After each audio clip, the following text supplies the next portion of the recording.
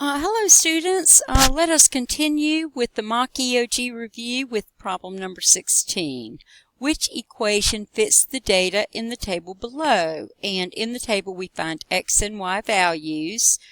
We can attempt this problem two ways. We could graph the points and find the slope of the line that way, or we can find the change in the x and the y values, and I think that's the easiest way to do it. We can first look at the change in the x values. It goes from -4 to -1. That's a change of +3. In the y values, they go from -9 to -3. That's a change of +6. We know that the slope is rise over run, and so we have +6 for the rise and +3 for the run. If we divide +6 by +3, we get 2, which is the slope of the line. In the slope-intercept form, y equals mx plus b, m, or the number before x, is the slope. We found the slope is +2, and the only choice in A, B, and C that has a +2 as the slope is A. So A has to be the answer. Number 17 is a similar problem. Mrs. Miller instructed her math students to analyze the information in the table below and come up with an equation that represents the relationship between the x and the y values. And again, we could plot these points on a graph and find the slope and the y-intercept that way, but we don't need to do that. We can just find the slope by finding the change in the x and the y values. X goes from 0 to 1, which is a change of +1. Y goes from -2 to 0, which is a change of +2. The slope of the line is rise over run, so we'll put the y value over the x value, or +2 over +1, which gives us a slope of +2. Just as number 16 and number 17, when we look at the four choices, there's only one choice that has a slope of +2, and that is C, y equals 2x minus 2. And they actually give us in the problem the point 0, -2, where x is 0, the line crosses the y-axis, that's the y-intercept. It tells us that the y-intercept is at -2, and in C, we find the value for B, or the y-intercept is -2. So that's confirmation twice that C is the right answer. For number 17, C is the answer. Okay? Excuse me. Number 18. This is a time versus motion graph. Time is along the x-axis. The motion, or the distance traveled, is along the y-axis. It says that Larry started riding his bike at a rapid pace.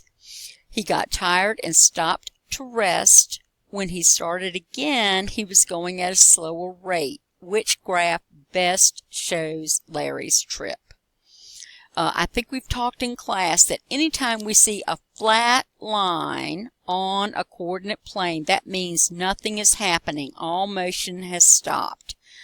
So it tells us in the problem that Larry got tired and stopped. So we know it has to be either A, B, or C, because D doesn't have a flat line.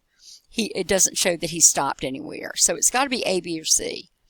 If we look at B and we look at C, we have a line going down, which means the distance is decreasing, or he's going backwards. In B, we have a downward line showing distance going down. In C, we have a downward sloping line showing the distance going down. The answer can't be B or C, because nowhere in the problem does it tell us that he went backwards. The answer to this problem has to be A. That's the only one. It shows him starting out fast. It shows him stopping where the line is flat, and then it shows him starting again, but the line isn't as steep, and so he isn't moving at as fast a rate. The answer to number 18 is A. Number 19. The vertices of a triangle are located, and the vertices are the points in a triangle where the lines come together, are located at 0, 4, at -2, 0, and at 1, 0. The triangle will be dilated by a scale factor of 5. What will the coordinates of the vertices be for the image triangle? The image triangle is the new triangle that is created by the dilation. When they say dilated, that means they're changing the size of it. If they're changing it by more than 1, that means they're making it bigger. If they're changing it by less than 1, somewhere between 0 and 1, that means they're making it smaller. A scale factor of 0.5 means they're cutting it in half. So let's look and see what we see. It says that the first point on the original triangle was at 0, 4. So if they're going to cut that in half, that means they're going to cut the height down, and the new point is going to be at 0, 2. So we know that it's got to be either B or C. If we look at the second point, originally it was at -2, 0. B shows the new point at -1, 0, which is inside or smaller, so that fits.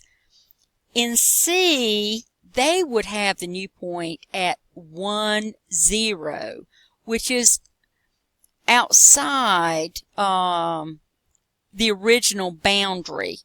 So it cannot be C. It can't be. The answer has to be, for number 19, the answer has to be B, like boy. Let's see. Number 20. In the figure below, lines M and N are parallel. They're cut by the transversal, and we see angles measuring 4x plus 5 and x, and they want to know what is the value of x. Let's remember some things that we know about transversals. Both of the angles beside angle 4x plus 5 to the left pointing towards M, and below it, both of those angles, if you add them to 4x plus 5, form supplementary angles, or those angles together would form a straight line. If you remember our rules about parallel lines and transversals, the angle below 4x plus 5 and angle x are alternate interior angles. They're angles on opposite sides of the transversal between the parallel lines. Those lines are always equal. So whatever the measure of the line is that you would add to 4x plus 5 to get a straight line along the transversal, the measure of that angle would equal angle x because they're alternate interior angles. We know that 4x plus 5 and that angle along the transversal beside it equal 180, so we can say 4x plus 5 plus angle x equals 180 degrees. We can add 4x plus x together and get 5x plus 5 equals 180 degrees.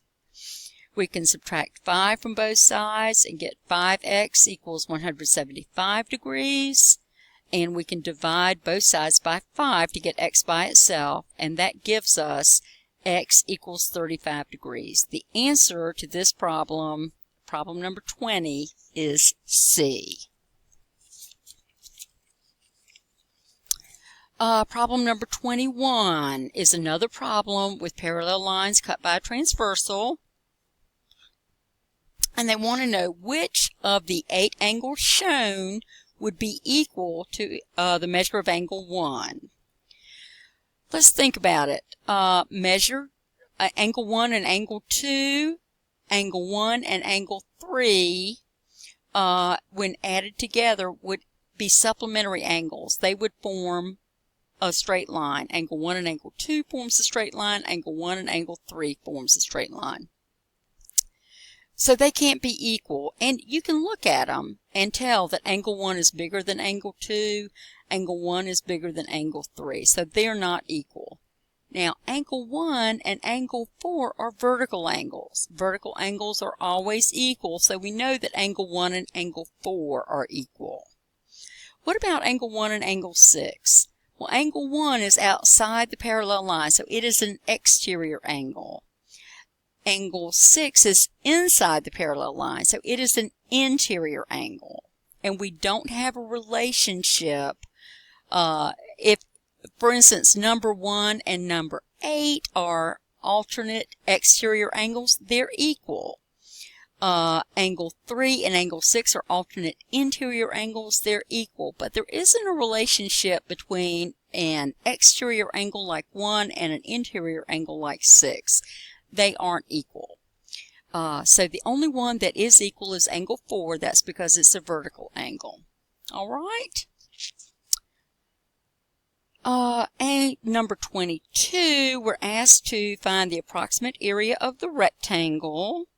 We know the length of one side is 9 centimeters, and we know the length of the diagonal in the middle of the rectangle is 16 centimeters. This is a right triangle. We can use the Pythagorean theorem. Say a squared is 9 squared. B squared we don't know. C squared is 16 squared. So 9 squared plus B squared equals 16 squared, or 81 plus B squared equals 256. We're going to subtract 81 from 256, and that gives us 175. B squared equals 175. If we take the square root of 175, the length of B is 13.22. But that's not the question. The question is, what's the approximate area of the triangle? And to find that, we multiply the length times the width. They give us that the length is 9. We calculated the width was 13.22. When we multiply that, we get 118.98. And the closest measure to that is 119. So the correct answer for 22 is B.